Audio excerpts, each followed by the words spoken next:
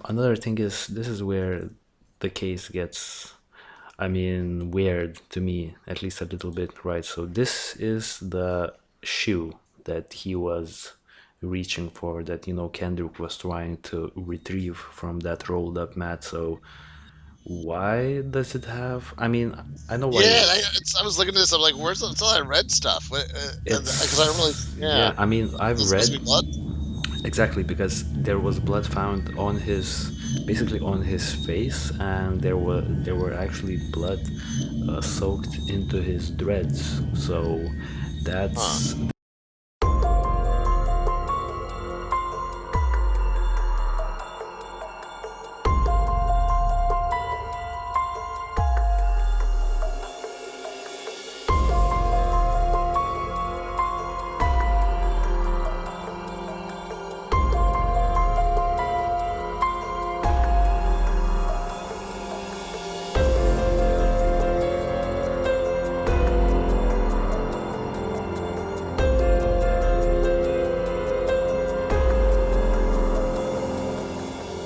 In that autopsy, Anderson told the Johnsons he'd found evidence that Kendrick died as the result of a blow to the neck and not accidental asphyxia after slipping into a rolled gym mat at school, as investigators in Georgia had said.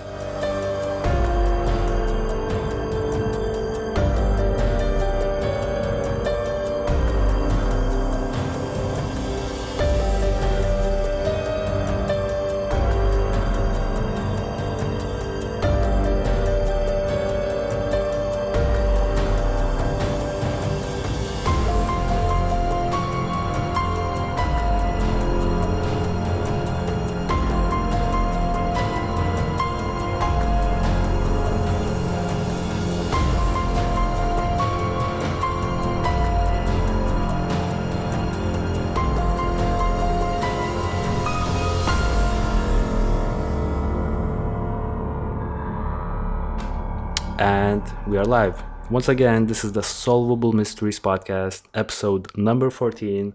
My name is Juras, and as usual, I'm joined by my co-host, Glenn Highcove. How are you doing, my friend? Fine, thank you. Just getting over Thanksgiving. Happy Thanksgiving to all those here in the U.S. Exactly, and everyone around the world who is celebrating that. We don't really celebrate it here in Lithuania, but we have other, I guess, celebrations.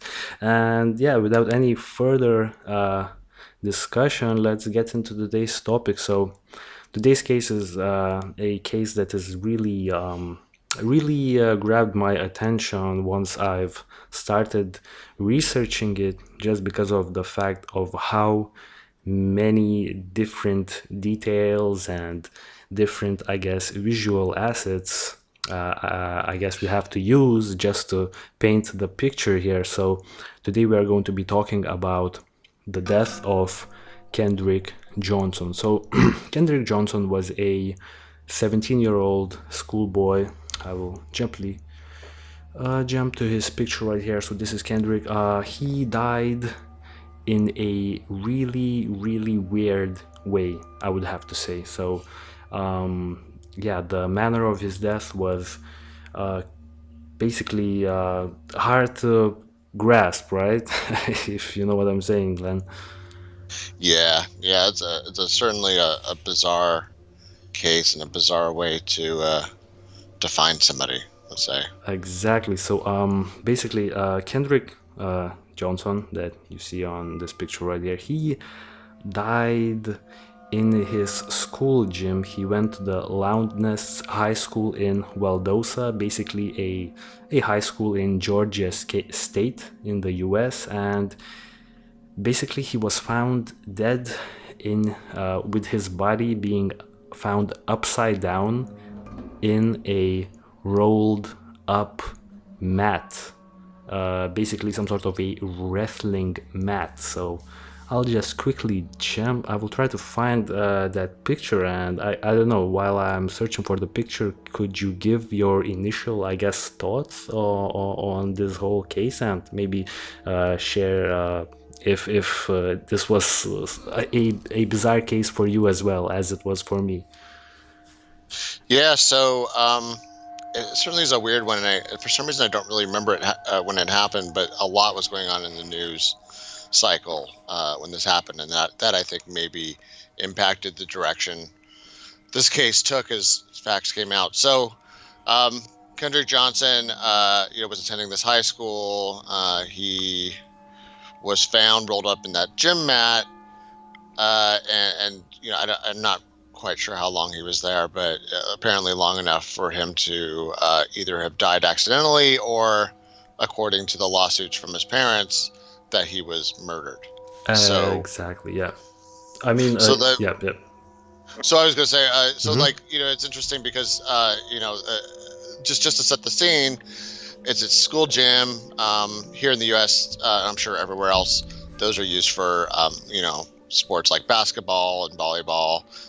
In this case, we have a lot of pictures of Kendrick posing for different basketball shots. So that seems to be his sport of choice. And he was also a wrestler. I just wanted to quickly mention that. But yeah, go on. I didn't know that. Well, that's pretty impressive. That's certainly a high stamina sport, and maybe that, that's an added factor in terms of like his combat abilities. So, when they found him like that, the initial explanation was that he had a friend in another period. So, school, high school, junior high, things like that are broken into periods during the day. So your friend may have a class at one time of the day, and then it's, PE time for you later on, and then you go and, do the class. So I don't know the reasons behind this, but for whatever reason, he and a friend were sharing a pair of shoes between them for class, apparently, and for playing basketball. So what happened was that, the straightforward explanation was that, he and his friend had kind of this designated hiding spot to put the shoes in. I guess because maybe it was more obnoxious or less obnoxious than sharing a locker. That's the only thing I can think of why they would do that, because most gyms have a gym locker room. So when in high school and you usually have two lockers. You have your hall locker, and then your gym locker if you have a gym class. So ostensibly the reason was they would find this little hiding place. There was this bunch of rolled up mats in the gym, and they're pretty hefty. So I guess the standard thing for the school to do was just to roll them up and store them vertically, so they took up less space, and they were next to a set of bleachers. Yeah. I mean, it's maximizing space. So the little crafty hiding place they had was, hey, let's take this pair of high tops and stash them in one of these mats. And I think that's where you start to get into, like, how did this work, and maybe this is how an accident, if this was an accident, could have happened. But the theory is that the straightforward theory in the beginning was that he was reaching into the mat where they had, the designated hiding place, which was this mat kind of way back in the pile of mats, and that he lost his balance, apparently, or maybe the shoes had fallen to the bottom. And we'll get more into that. Like that seems like that would always happen. So I'm not sure what was different that day, but the long story short, it seems like he fell, got lodged upside down, and then they called it positional asphyxia. Now, I'm not sure if that's just because, you can potentially like asphyxiate. If you're upside down too long, you can die. That's true. It causes health problems. I also would surmise that with his head way down there at the bottom of the mat, it's not like a lot of oxygen's getting in. He's kind of blocking the only source of oxygen. Exactly. And his head's down there where the carbon dioxide is pooling, and I could see that would easily asphyxiate somebody. And then as soon as you move the mat, right, all the air is released and it's fresh air again. But he's not breathing anymore. Exactly. So the infographic that you are seeing right now it's a brilliant infographic, and it, I guess, depicts how the county sheriff's investigators believed Kendrick Johnson died that day. So, by the way, to set the scene, he died in 2013, and I guess we'll get into the whole legal proceedings that took place after he basically passed away. but just for the initial, I guess, picture here. So basically, according to basically Lieutenant Stride Jones Johnson was likely basically he stated that Kendrick was likely sitting atop the collection of mats when one of his shoes dropped into the center. Students at school often sit atop these mats. Police and students attested to that as well. So Johnson's friend told investigators they shared the sneakers and would store them under the mats for each other to retrieve, just like you've mentioned earlier. And Lieutenant Jones believes Johnson may have been running late for a class and decided against removing the mats to get to the one where his shoe was located, essentially. So I guess they're explaining his rationale to not basically start turning all of the mats over and I guess retrieving the shoe, in a more rational way because he was out of time, I'm guessing, and just to save time. Because if let's say the shoe is in the middle part of the pile, in the middle rolled up mat, then you would have to sort of roll over all the other mats to get to the mat that contained the shoe, and that would take time because then you would have to pretty much store all the mats back once again. Like, does that make sense to you? I mean, it sort of does, I guess, if he was out of time, right? Yeah, I mean, it's sad because it's one of those situations where, I mean, if it happened this way, you could see where the incentives or the punishments to do something may have caused an action that was far worse. Okay, so case in point, a lot of times here in the U.S., high school classes, they have rules where if you're tardy, if you're late for a class, you get, like, let's say 3 or more of those, you might get an automatic, like, either deduction to your grade or some other way to essentially punish that behavior. So, and he's in high school, those grades are starting to count, or they do count for college. So you could see a situation where, I don't know if he had any tardies already, but he really thought he was in a hurry. I will say that, like, just personally, wedging myself into a mat like that is almost my worst nightmare. Like that. Exactly. Oh my god. It sounds terrible. Anyways, the second part of the infographic basically depicts how he got stuck. So Lieutenant Jones said Johnson presumably reached down into the center of the rolled mat, which with one arm outstretched. Unable to reach the shoe, he continued to burrow his way into the mat's center, where, according to Jones, he was unable to free himself and essentially suffocated. The official cause of death is positional asphyxia. So, right, and you could basically see how it would sort of make sense, because from this image right here, Johnson's height is 5'9". I mean, I've read that his height is actually 5'10", but nevertheless, it's probably it doesn't really make that much of a difference. And the mat height is 6 foot, so I guess it's almost too perfect. You know what I'm saying? It just fits, I guess. And another thing mentioned there is that the athletic shoe that Johnson shared with another student were in the rolled mat. So so at the bottom of the mat. So right. So just one last thought about so like that way that death would work. So the way I'm seeing it, the fact that he's lodged means that it gets smaller at the bottom, right? Otherwise, he would have just like hit his head at the bottom, but he didn't. So I guess from that perspective, it makes sense that, like, here you're going in and you don't realize, like maybe in his mind he's like, hey, worst case scenario, I just hit the bottom and I just crawl out, or wiggle out, but maybe he doesn't realize the thing is actually slightly a funnel. So here he is, this whole body weight is pushing him down into it, And you can tell from there he has no leverage. He has no leverage to get back out. So like I could see that being asphyxia, where it's like it's not like you can't breathe right away, but it's just like Over it's almost time, like right?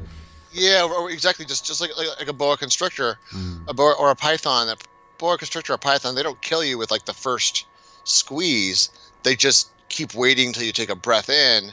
And then they squeeze a little more, and you take another breath, you squeeze a little more, and then pretty soon you can't actually like I see, I fill your see. lungs. So Yeah, I maybe see. he Yeah, I mean progressively worked his way down. Yeah. this is actually quite informative because like I sort of just thought that there was no air essentially, but yeah, I mean it would make sense if you're stuck like that, if you take a deep breath, then you sort of, I guess, you get squeezed more and more, right? So yeah, another thing is this is where the case gets, I mean, weird to me, at least a little bit, right? So this is the shoe that he was reaching for, that, Kendrick was trying to retrieve from that rolled up mat. So why does it have, I mean, I know why Yeah, I was looking at this. I'm like, where's all that red stuff? Because I don't really. yeah, Yeah, I mean, I've is it supposed read to be blood? exactly because there was blood found on his, basically on his face, and there were actually blood soaked into his dreads. So Huh. that I've read somewhere that the official explanation for this is the fact that when you, I guess, have that physical asphyxia, blood starts coming out of your sort of, I don't know, entryways in your head, like nostrils, I don't know, maybe ears or something like that. But these pictures, if I was looking at them for the first time, they would definitely indicate a more sinister, uh, events, I guess, or line of events, than just suffocation. Suffocation usually entails, just a person uh, dying in a very clean way. You know what I'm saying? This doesn't look Yeah, that clean at all. So, that's certainly our stereotype of how asphyxia would work, right? It's just like yeah, something clamps down in your neck, or or in the case of a boa constrictor, your rib cage, exactly. and then you can't breathe anymore. Yeah, it's the blood thing. I wish I'd researched a little more about that part, because I didn't realize there was all that blood in the scene. That being said, Yeah, it was yeah. I something mean, to there was a consider. lot of blood. I'm gonna be editing this picture in the post production because I don't have it right now to show our audience live, but they will see it regardless because I will, in post production, I will edit it in, and you as well can check it out after the fact. But his actual face doesn't look peaceful at all, like after the fact, like asphyxia usually entails closed eyes and sort of just like the Somerton Man, remember the Somerton Man Yeah, picture, the episode, like what, 6 or 5,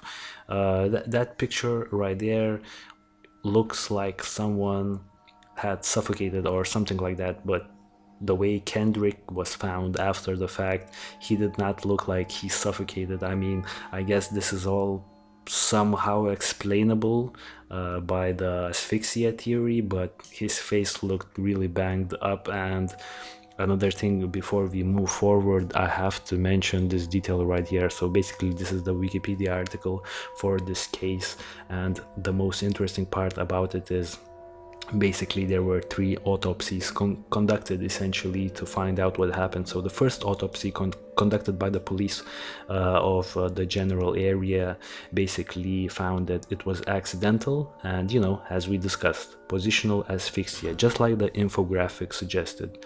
But however, the parents of Kendrick, Jackie and Kenneth, that you are seeing right now, they actually hired a private detective, private investigator, who actually, I guess they also hired a pathologist, right? And the second autopsy found by this private investigation found blunt force trauma was involved.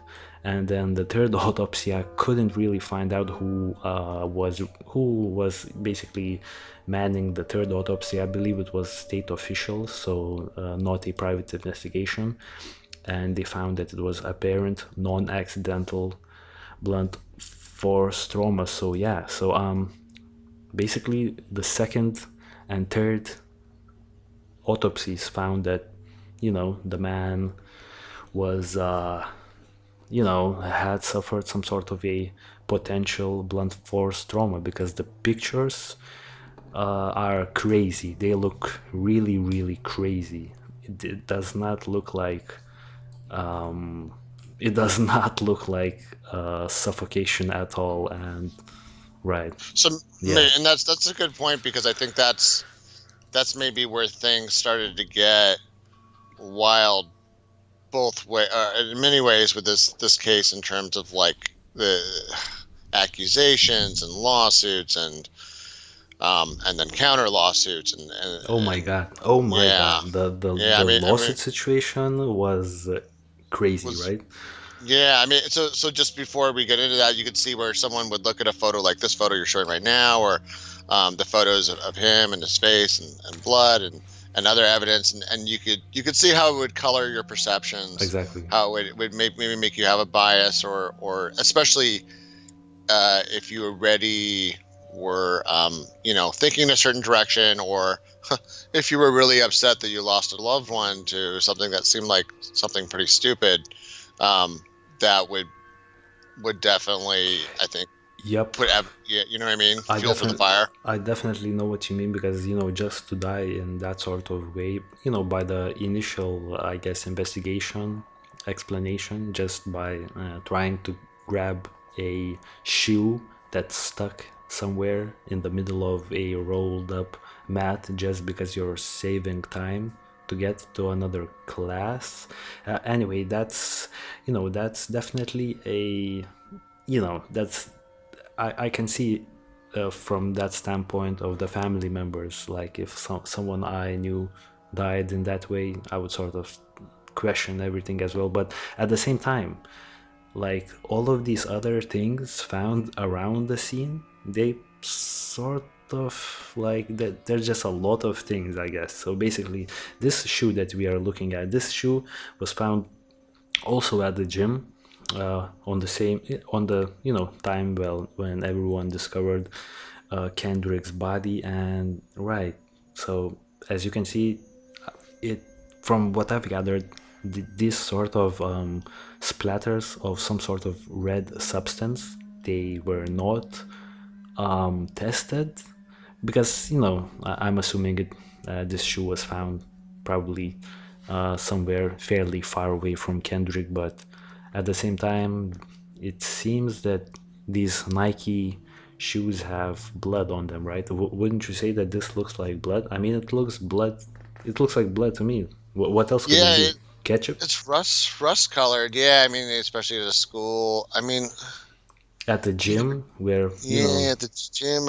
I guess it could be paint, but or I don't know, mud. Is it possible? There's in some parts, like in Arizona, but in the area of the Grand Canyon, the dirt is really red. Like, it's almost like it was to me it was amazing, because dirt is not red where I live, but in Arizona, dirt is red. I don't know about Georgia, how much the soil there is, reddish or not. But that's my only kind of devil's advocate counterpoint.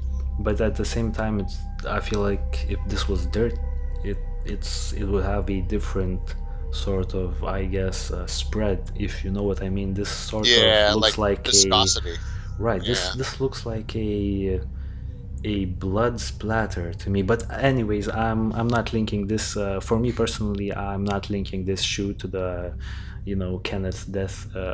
Kendrick's death in any way, because it's just another fact to mention here. Because if somebody actually killed Kendrick, and I'm pretty sure they wouldn't leave bloody shoes laying around the gym. So maybe I cannot link this particular shoe to the accident. Another finding was a hoodie. So a hoodie was also found fairly close to where the pile of mats were. So yeah, this hoodie, I mean, I didn't find much information on this particular hoodie, but it doesn't seem like it has blood on it. I feel like this is just some sort of a school hoodie. Somebody left it, maybe just at the gym, just casually laying around. So, but it's also placed. It's the only thing that we can gain from this image right here, that the hoodie is not placed in a strict manner. It's like all over the place, right?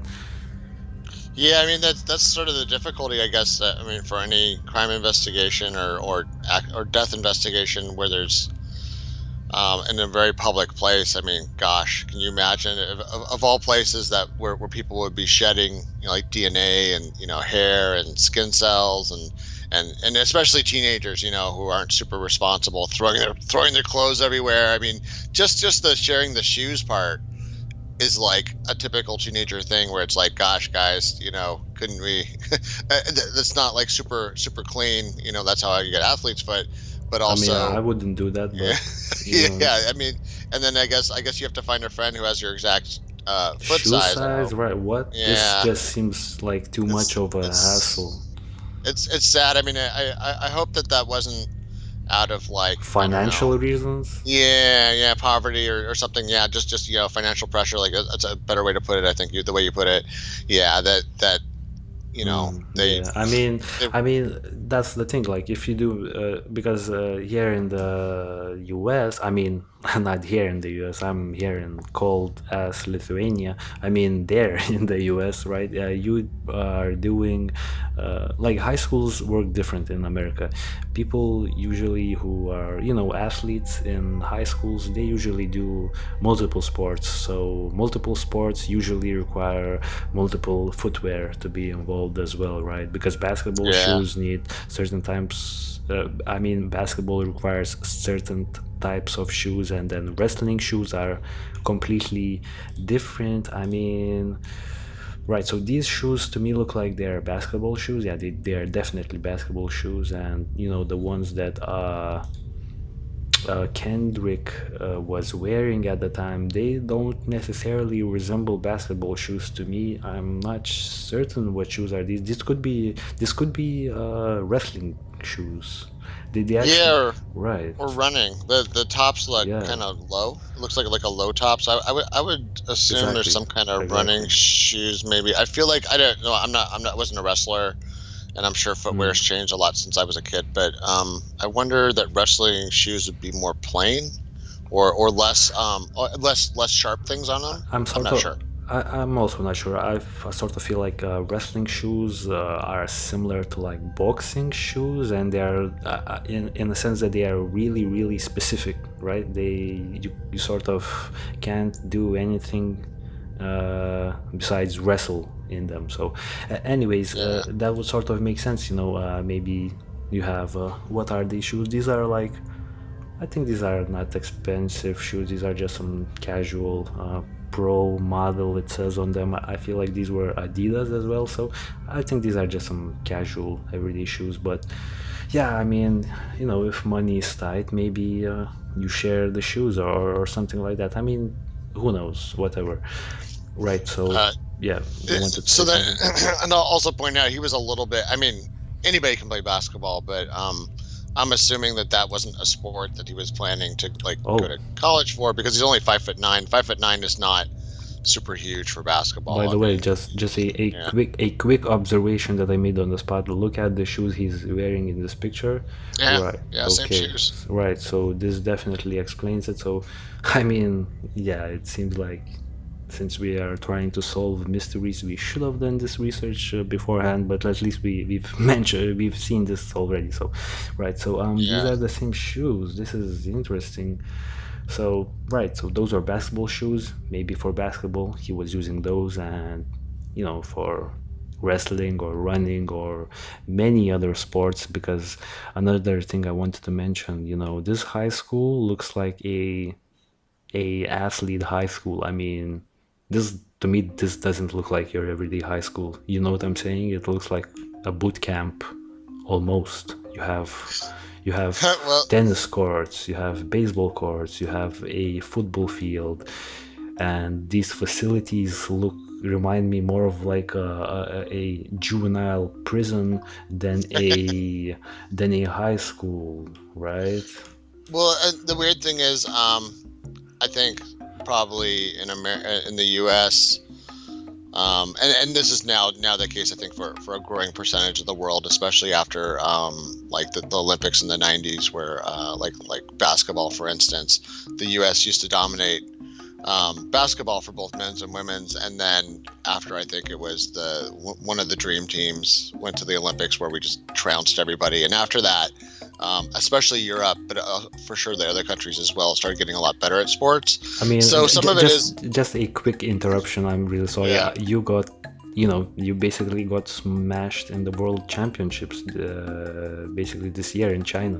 You took like Oh wow. You took like the 5th place, all right? You lost to I can't remember who you lost to, but like a bunch of European teams took like the first 4, I think, places, and you were like 5th. So, but that's because the NBA stars didn't go. But this is not what we're talking about. So continue what you were saying. I think yeah. So I mean, it's interesting because I feel like big cities, what you see is kind of a standard configuration for like a high school. So they do. As long as you're not in a really impoverished school district or like somewhere out in the sticks where the population doesn't support it. If you're someplace urban, pretty much every high school around me here in the Valley in LA, they all have, tennis courts, they have a football field, they have a gym, they have sometimes they have a pool, not often enough for California, but even in the semi-impoverished LAUSD school district, and I think the LAUSD school district might be either the biggest school district in the country or the world, or both. I'm not sure. But even that cash-strapped school district, we have kind of this legacy of stuff. But yeah, I mean, especially to your point though, in the South, which is where this was. This is Georgia. Sports, yeah. Yeah, I mean, sports are huge. I mean, I half jokingly say that sports like football are a religion, and I think basketball comes pretty close to that, or just as high in certain communities. So that, I think, to me, that makes sense. I mean, it's interesting to see. So, this thing happened, and the government investigated, the state, Georgia, investigated, and they had the initial report. And then, so what happened after that? How did the parents react? What was the reaction from the parents? Yeah. They essentially, off the bat, they did not believe that it was a accidental asphyxiation death. They believed that their son Kendrick was actually murdered. So from the initial pictures, like, once again, I'm not gonna be showing them live, but I'll probably already show them somewhere in post-production at this point.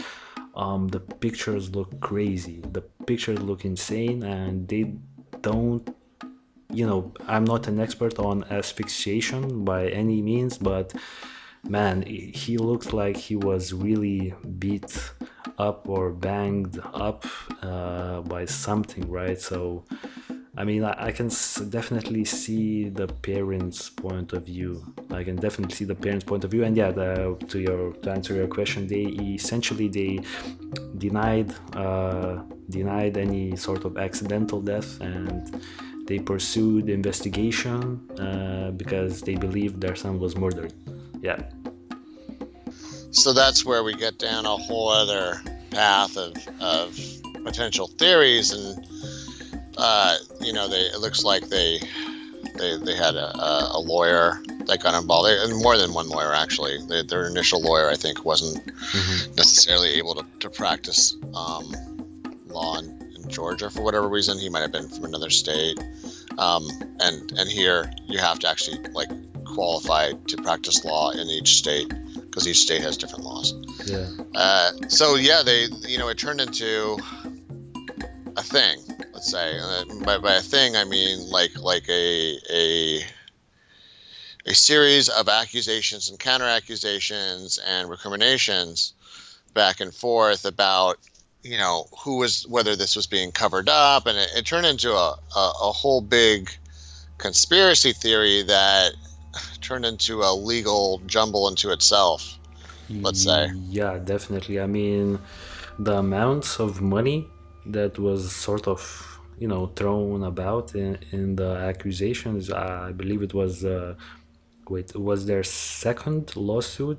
Did they sue for $100 million? And I believe the family Yeah. members, they sued 38 individuals.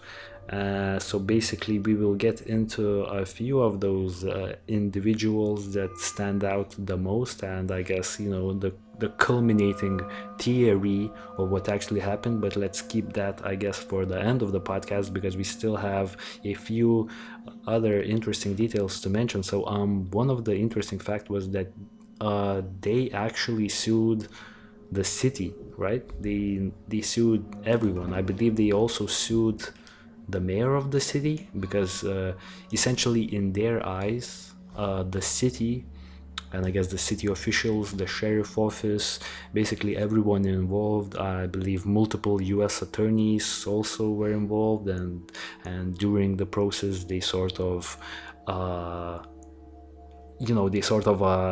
stopped practicing law or something like that because of the immense pressure or something like that. So this happened in the city of Valdosta. So they actually sued the city, they sued the sheriff's office, I believe. I mean, don't quote me on this, but they sued a lot of people for $100 million. So, you know, that's immense. That's definitely a big ass lawsuit right there. Yeah, and you know, it's interesting because so once again, in the U.S., we're very litigious, we're very sue happy, and I will say, like, out of that whole list of folks that you mentioned were in the lawsuit for what seems like an immense amount of money. I would say pretty much anytime anything happens at a school, so like whether someone's child was a victim, or sometimes even when one's child was a perpetrator, Yes. the parents and family of that child will, by default, just, you know, we'll sue the school district, which, you know, you can kind of see it both ways. On one hand, you obviously, if there's been a wrong, you want it redressed. You need to be made whole. You can't really be made whole to the death of your child, but some of the theory behind that is you're giving the school an incentive to do things better so that other people's children don't die. On the other hand, when you, let's say, and by the way, that number, that 100 million number, the reason why they do that is when you do something like this, you reach for the sky. Of course, yeah. I mean, you don't expect to get 100 million, but you would expect a couple million, right? Because exactly, you're not gonna sue for the amount that you actually want to win, because you never get what you actually sue for, you know, because the other people, the other attorneys, they sort of lowball the money, and, you know, the usual cases get like settled for a lot less, right? So yeah, it's almost like, so this goes into a theme that I'm going to talk about today, about using the law as a weapon, and how there's a responsible and appropriate way to use that, and there's times where you're using that weapon indiscriminately. So yeah, I mean, in this case, you put a big number like 100 million, that's a scary number, and that may make the defendant rethink whether they want to settle, and you know, the potential for the impact for the damages if it went in there. I will tell you that in a lot of cases, even when someone actually gets, because like you say, you know, you go high, they go low, you maybe meet somewhere in the middle, or you win somewhere in the middle. But sometimes people have won massive amounts in the first trial, only to have it appealed, and later during the appeals process, lose the essentially, damages, right? Either lose everything, or someone, a judge will just say, listen, this is ridiculous. Like, we're not gonna give you 100 million for this. Like take 1.5 and be happy. So, and then, you know, they can either take it or they can appeal it. So that's the way it works here. But yeah, it's a little bit, unfortunately, it's probably not like an ideal way for it to operate, right? It's kind of like where everyone's working the system now. I mean, yeah, definitely. The U.S. I mean, it's pretty much the tradition of essentially suing everybody left and right. It's spreading all over the world right now, but I guess it's like US is super like trigger happy in terms of pulling the plug on a lawsuit. So yeah, I mean, you could get sued for pretty much anything, and it's a hassle to say the least. But I guess in this case, just given the fact that there are so many weird details regarding the death of Kendrick, I sort of see the point of them suing. I mean, I would have sued in their place as well. I mean, wouldn't you? Yeah, I mean, You would, I think you would. I think you would. I mean, like yeah. it almost feels like a rational thing to do, to sue in this situation because, as I've said, like the even from like the autopsies, like the first autopsy was seems bogus now, just because the second two autopsies basically insist on there being some sort of blunt force trauma involved. So, right, so when you have that sort of a situation where the first autopsy was essentially almost, you could say, bullcrap, then you have these other two autopsies stating a whole nother line of events, then, or insisting a whole nother line of events. You would, I mean, at least I personally, I would definitely also pursue a lawsuit, but maybe not the type of lawsuit that Kendrick's parents sort of filed, because that $100 million lawsuit and the allegations are, I guess, that Johnson's death was a murder, and basically they also accused all of the 38 individuals of a conspiracy to cover up the homicide. So, I mean, 38 individuals, a conspiracy to cover up the homicide. I mean, with really not that much of a not that many I guess evidence, it was never going to work, right? So maybe taking some sort of a lesser like a lesser lawsuit, not going that crazy, essentially, because this is a crazy ass lawsuit. Yeah, I mean, so it's worth calling out. What exactly did Kendrick's parents and their legal counsel, what did they think happened then? Give it. We gave the straightforward exactly right version. So yeah. Firstly, also I will probably edit this in post-production. I need to take notes here what to do in post-production. So there is a situation with the surveillance footages in the high school. So basically what they are alleging, or at least I feel like their big part, I guess, of the accusations is that there is supposed to be a time frame missing from the security cameras. So that's that's definitely a red flag if you're taking that theory that he was murdered.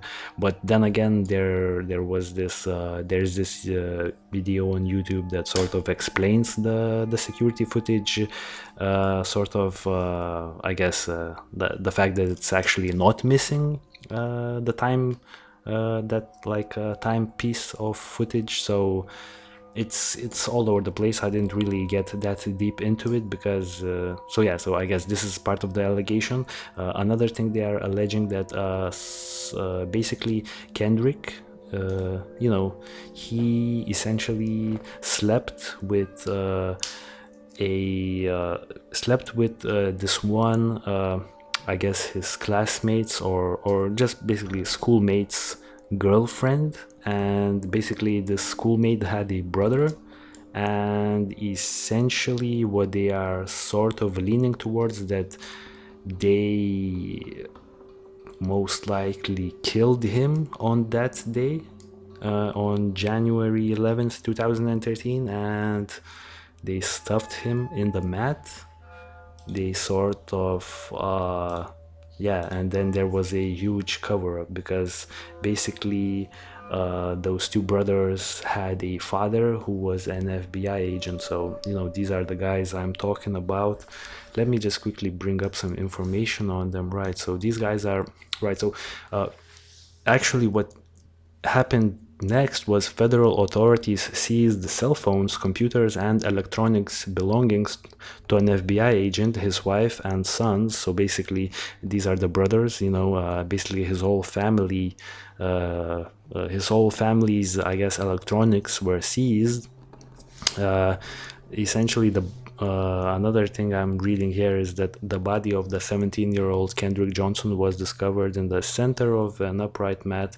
Right, so we already know this. Right, another thing is so these guys are Brian and Brandon Bell, who were Johnson's classmates. So they were actually classmates. Like, I cannot tell you right now who's Brian and who's Brendan, but one of these guys had a girlfriend, and Kendrick, he allegedly slept with one of these guys' girlfriend, and I guess in retaliation they killed Kendrick. That's the assumption by Kendrick's parents, Jackie and Kenneth Johnson, right? Which is, so these are pretty incendiary claims, right? So I mean so you have to be, of course, really careful when someone like the Johnson family, I do wonder about the quality of legal advice they were getting at this point, because same here.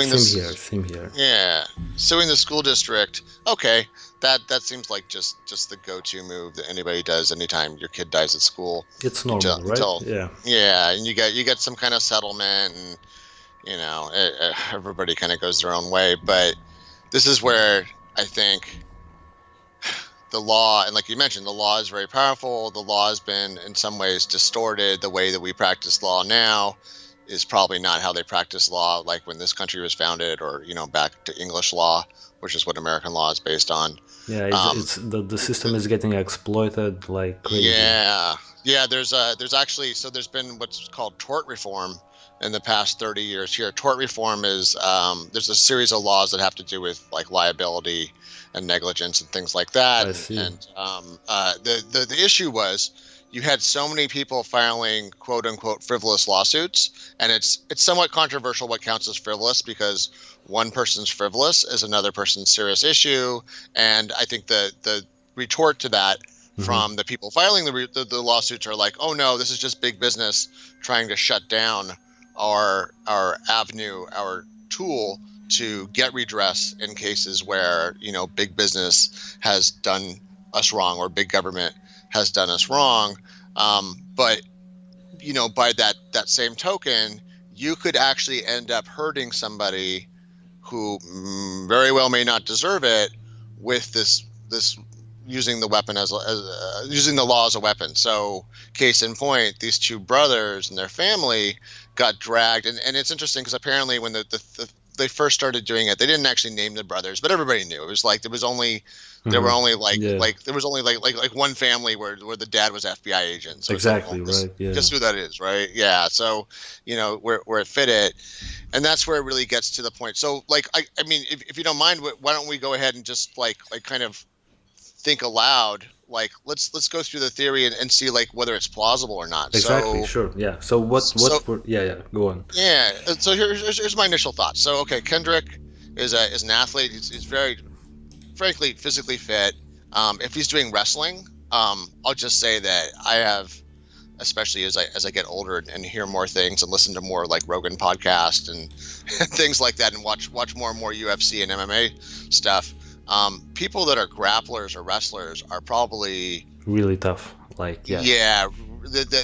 I've heard it again and again on Rogan and other places that the conditioning and then the abilities, the fighting abilities of a wrestler in terms of like just being able to totally counteract somebody. Exactly, right? Like wrestlers, for say it's a street fight, like I would probably pick a wrestler over any sort of other, any sort of other martial arts, guy, because the wrestler could just take you down and basically choke you. So choke you out. Yeah, I mean, it's almost funny watching somebody like a real street fight. I've seen some real street fights where you'll have like an expert wrestler, jiu-jitsu person, and it's like the person who's on the other end of that doesn't even understand what's going on. Like they're so used to like, oh, okay, we're gonna stand off from each other and throw fists, and then all of a sudden this guy's like hugging them, and then a second later they're on their face and getting pummeled or choked you out. know, yeah, choked out, and they don't even know what happened. It's like they were playing a totally different game. Okay, so let's think about this. So you've got these mats that are piled up high vertically. You've got these bleachers you need to crawl up to get to them. And that doesn't mean you can't, take them out of the corner and reposition them later. But so let's think about that. But okay, so some kind of love triangle going on. Let's say allegedly between. I mean, Kendrick. that's very allegedly, because I had not really found any more information. But yeah. Exactly. So again, like an unfounded accusation as part of this kind of lawsuit. So okay, but let's say it was true. Yeah. I'm not saying it's true, but in the theory, yeah, as we think it out. Okay, so there's some motive. Okay, so the motive. So let's just rewind for a second. The motive for the original way he died was everybody sits in these mats. Everybody stashes stuff at these mats. Kendrick and his friend used to stash shoes at the mats.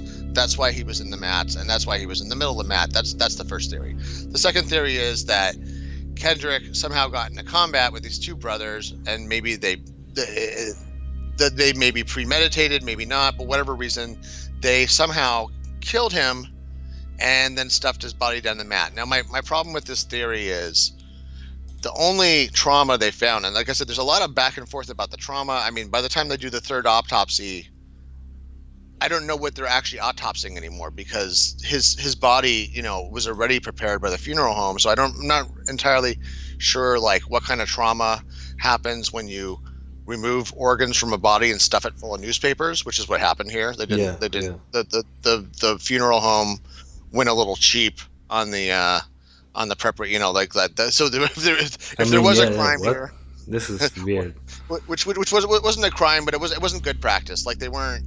While they were legally okay, ethically and to the standards of their industry, the way Kendrick's body was prepared for the funeral, they cut corners. I guess they thought no one was going to know, and unfortunately they picked the one wrong, person. The wrong body they picked, because the body that gets scrutinized like the Zapruder film from JFK. Yeah, so of course his body turns up, and they're finding all these other details. So the thing that I have a problem with is, okay, so these guys had a combat, and I think the blood and stuff on his face, that does kind of make me think differently about that. But what people actually found, like they didn't find a broken nose, they didn't find broken teeth or chipped teeth, or I mean, I know defensive wounds, right? Just a quick interruption. I know I'm not showing these pictures right now, but I promise you those pictures look crazy. I mean, I will post something in the post-production and you can check that out, because I mean,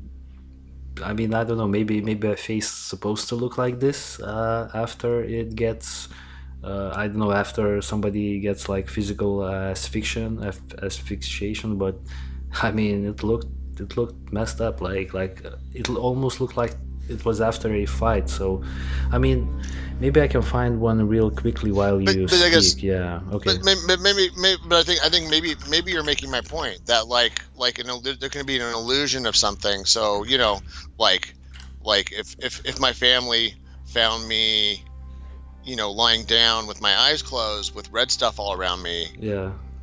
They would make some assumptions. It turned out it may not be true. It may be that like I fell asleep and I spilled tomato juice all over the place. But until you dig in, you have one conclusion, and then when you look at the facts, is another. So the thing can you see the picture? Yeah, I mean his face does look, and then once again, it looks. Yeah, I mean I'm not an expert, but yeah, I mean it's.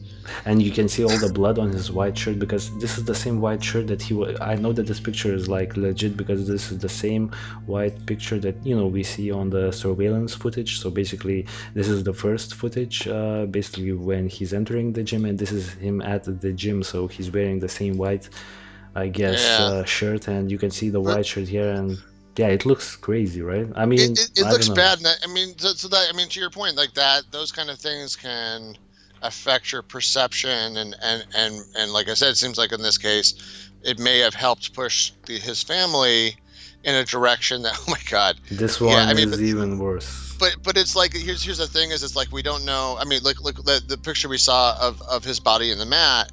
The mat had already been turned over, so like we don't really know in the process of getting his body out, or even like after he died, or on the way into the mat, we don't know like how much abrasions, especially as he got to the bottom, what happened. But so that's my initial thing. I guess the other thing is, like I know with other victims of assault, there's often like stuff under the fingernails from like, when you're grappling with somebody, you're scratching them, and I don't know. I kind of feel like his body was a little bit too. By the way, he had some cuts on his fingernails. By the Okay. way, so once again, wait, let me just Kendrick Johnson cover up, right? So I found, yeah, this was the picture that I was looking at earlier. I didn't want to involve it, but yeah. So once again, the white shirt. So we know it's the same image. Actually, in this image right here, we are seeing some more details. So yeah. So I mean, the mat was really bloody. Almost seems like. Right, so this right here, I'm disregarding this because this just could be spit, as you mentioned prior to the podcast. These lines of blood could definitely be just spit. I mean, these are some sort of, would almost seem like struggle marks, but he was an athlete, so I mean, I almost get these cuts at my like regular jabs just by Right. I don't know. So this seems common. But then again, this arm looks messed up, and I mean, yeah, but sure, Yeah, I sure. get them. I get cuts like that on my hand opening the plastic packaging at Costco, because I bet, they yeah. put this like theft proof stuff on it, and it just rips. Like, there's actually, just a side note, there's actually been like there's some ungodly amount of emergency room visits every year just from product packaging in the U.S. Because it's just anyway. Yeah, that's just neither here nor there. But yeah, I mean, when you look at that picture, you could definitely see where the parents, so you have a loved one, and they die at school, and that's shocking. And especially you get these pictures. Yeah, you get these It's pictures. like I'm trying. I know what you're trying. The point that you're making right now, but like especially if this is your loved one, and then Yeah. these pictures come out, and you're also not an expert of asphyxiation, so. Right. Yeah, it's true, and this was during I will point out, this was during a news cycle where, and the Wikipedia kind of alludes to this gently, but this was during a news cycle where there was a heightened concern that African Americans and other people from kind of like communities that might be marginalized, or communities that might be discriminated against, there was a concern that there were crimes against people that, for whatever reason, there was a heightened level of awareness, and it seemed to be something that frankly, the news jumped on, because it was, if it bleeds, it leads. So they were, it was something that seemed like people were interested in. Yeah. So I would say that it probably didn't help.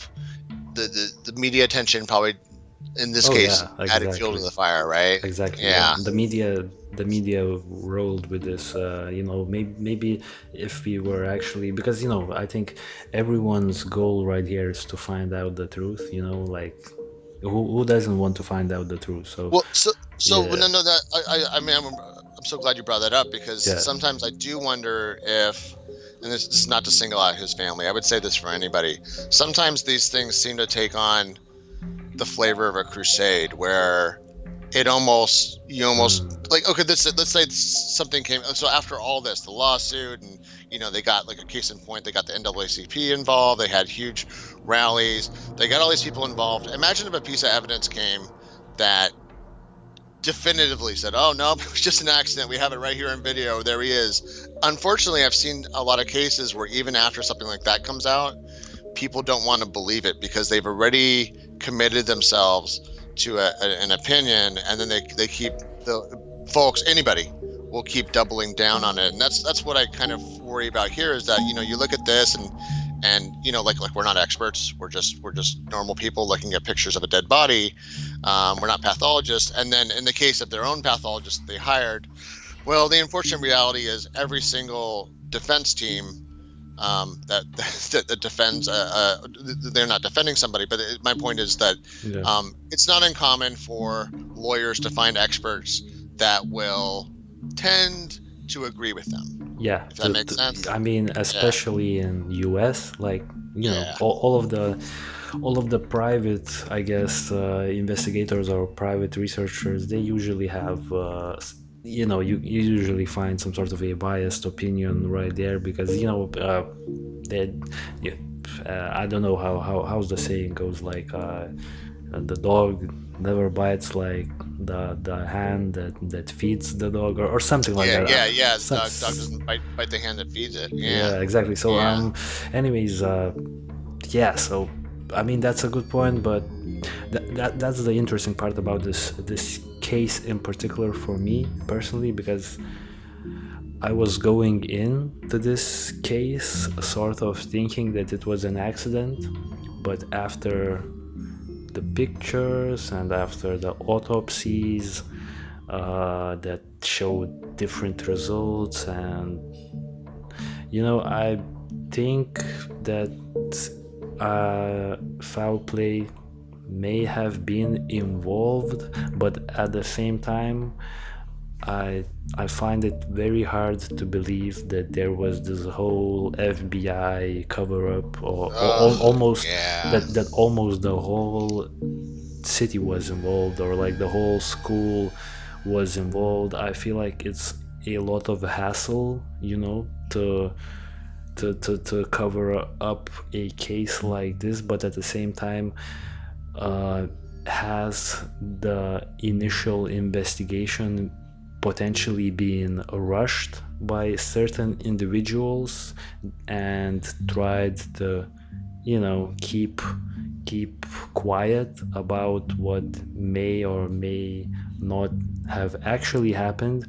I mean, maybe someone did sort of wanted to rush the proceedings in this case, and maybe to make this case go away as fast as it could for some reasons that we don't know. But so this is definitely a case that I hope that there are more details come out, because actually, as we speak, I was trying to find footage because there were actual footage made on the day of Kendrick's death, that I could not find that footage, or like I found articles on Google that had that footage, like that really depicts, I guess, that really depicts the whole scene of the day that he was found. But at the same time, I couldn't get into those articles because of legal proceedings. They are not available at this time. So I guess we should find. I guess we should get some more news eventually on this case. So I mean, it's still a mystery. This is a mystery for me personally, a very mysterious case. Yeah, I would say that. There's some level of doubt. It's worth pointing out there was a third autopsy done by. It looks like we're not totally sure, but we think it was the state. It was either the state or the nation. It was either on the federal level, because the FBI didn't get involved. This case got a lot of scrutiny in a period where cases that had similar accusations were getting a ton of scrutiny. And after the third autopsy, another civil rights group, not the NAACP, but another one that serves the same constituency, signed off on it. They're like, yeah, you know what, we looked at everything on this, and this is after all the recriminations and lawsuits and things, and it's worth pointing out, look what happened. So this is where, whether or not there was a conspiracy, it seems like they were premature to make the kind of, the family was premature to make that kind of accusations they did, because it really backfired on them, right? They ended up, the Bell family and others ended up suing them because, like when you get sued, it costs you money to get sued. Like when you're on the other end of getting Yeah, sued exactly, here, right. you're spending money on lawyers. You're spending time. You're spending time not working. You're doing a lot of yeah. So at the end of the day, they ended up the Kendrick family now and their lawyer now ends up owing the quote unquote defendants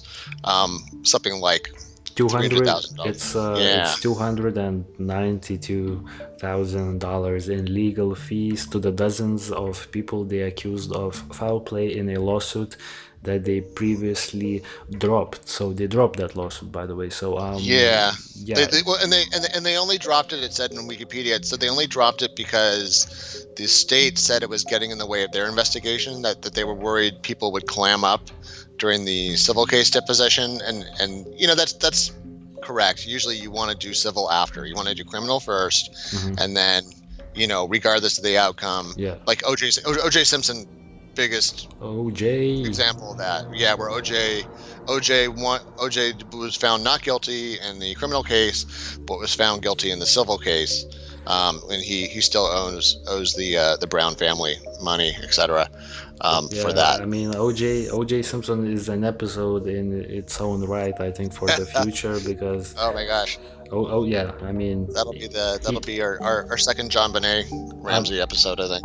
I mean, if people back here in Lithuania know about OJ Simpson, I mean, I think it sort of says a lot about how popular that case was. But we are discussing this one, and I mean, I feel like I've pretty much covered everything I wanted to cover. Obviously, there are a lot of other interesting details surrounding this case. Like we could have went a lot more in depth in regards to the security footages, but I feel like the security footage is pretty much.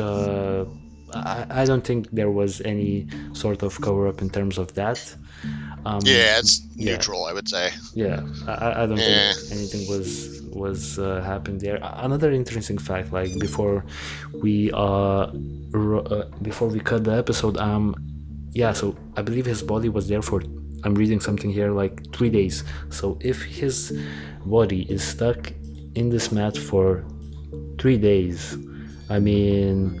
Oh, no wonder. Yeah, then that would explain. Well, and by the way, that one photo with the conspiracy one where they show the really bloated face. I mean, I don't know. Well, that one I think is him. I'm not sure about the other one. The other one, it's not uncommon exactly. for memes. Yeah, that looks like a body that was. I mean, this picture, right? That you're seeing right here. It's also right here. So they actually did protests with that picture. I don't think they would. I don't think they would do protests with this picture if they didn't double check the credibility of it. I mean, no, I believe this picture is also from the case. Like I sort of seen it somewhere else. I think it's like it's like an official picture. But yeah, so his body was there for 3 days. So yeah, I mean, it's bloated. I mean so that I think. But at the same time, what I'm trying to mention, his body is there for 3 days. The body is starting to decompose and it's also smelling. So yeah, how did no one notice it? Like, but this is like a crazy conspiracy. We're coming back to the whole fact that the whole city is in on the murder. So yeah, like who knows? But at the same time, I think a lot. It's just a jet in. Yeah, I mean, after I see these photos, but then like understanding the 3-day time frame, and then I mean, it wasn't January, so I guess Georgia's not really hot during that period. But bodies swell up. I mean, fluids for sure break loose. So I could see that. Now that makes sense to me because it's like, why is it not on the rest of his clothes, like in his shirt? Like if he got suppose he was in a fight and he got his nose busted, or he got, blood goes down, right? So I would have expected to have blood all over his shirt and his pants. He has blood on his arms, it seems. He has on his arms. Yeah, I mean, it's hard to tell if that. I mean, it could also be his body kind of decomposing and rubbing against the side. But I guess my question is, why wasn't there blood in other parts of the gym? Exactly. Why is there only blood on the mat? As you can see here, like on the. If he was essentially, like, if you're going with the theory that he was, murdered and somebody just rolled him in this mat and put the mat somewhere in the corner of the gym, wouldn't there be blood inside of the mat, like, like maybe somewhere around here or here? Why is there only blood around the outside of the mat, outside of this like area? You know what I'm saying? Like this blood splatter right here, at least for me, it pretty much correlates with, I guess, accidental asphyxiation. You know what I'm saying? Yeah. But at the same time, it's too much blood. Like, it doesn't really correlate with asphyxiation, because I don't think, like, I mean, I'm not an expert, but man, it just doesn't seem that suffocation produces this much blood. So If they'd found him same day, I would have been like, I think on yes. the same side as you with this. But the fact that it was 3 days, and time for the things that hold your blood in your body to decompose, and it makes sense to me then that it would start to come out his nose and mouth, that because it's flowing down, right? So your bodies are sort of a big Yeah. big water balloon full of blood and other fluids. Yeah. I mean, yeah, it seems like almost everything would just start to flow out the bottom there as the body starts to decompose. Very, very interesting. Yeah, I mean, who knows? But as I've said before, I think we will find a lot more interesting details in the future in regards to this case, because I know that there's interesting footage that is being withheld from the public at this moment for legal reasons. So eventually that footage should be released, because basically the sheriff's office of this particular county has been fairly transparent with the way they share, I guess, evidence and documents in regards to this case. So I feel like we will find some more interesting information. So, who knows, maybe we will return to this case for a follow-up episode somewhere down the line, if that information comes about, or if someone in the comment section leaves some sort of interesting theories or insights that we maybe not be aware of at this point, and maybe that will make us return to this case, because as I've said before, I feel like there's a lot more to this case than what meets the eye. At least it would seem that way to me. And yeah, that's my, I guess that's my final statements for the Kendrick Johnson's death. Right. So anything you have to add to that? Yeah, I'm with you. I mean, it definitely is worth a second look. I'm still leaning pretty heavily towards the initial explanation, and I guess the door's not closed. There's potential to come back. I will say that this is a good example of how, it's not weird to feel that life is unfair, and it's certainly not weird to be very frustrated with what seems like kind of a tragic and almost foolish death, or just certainly Exactly. unfortunate, but I don't think that I don't think the family was well served by their attorneys in this manner, to the extent that they went. I think they went a step too far, and in the process potentially ended up victimizing people that had nothing to do with this, and certainly had no level of responsibility, like unlike the school, where maybe the school, you could argue, should have had some kind of supervision or something. But in the case of these other people, until you have real evidence, you're essentially victimizing those other people, for so that using the law as a weapon, and that, unfortunately you have to pay a cost for that. And that's, I don't think that part's done either. I think that just the legal fee part, that's probably the first punishment, but then depending on what that Bell family says later on and other people involved, there could be more consequences for this. Exactly. So this has been a fairly long episode once again, an hour and 11 minutes. So we will be wrapping this case up. As I've said before, there's definitely room to return here. And yeah, guys, I mean, I hope you enjoyed this episode. This was episode 14. Definitely catch us on episode 15 that should be coming up next week, or shortly after this one is released on YouTube. And once again, guys, leave any sort of insights and theories in the comment section down below, and we will catch you on the next episode. Stay safe and peace out. Bye, everybody. Bye.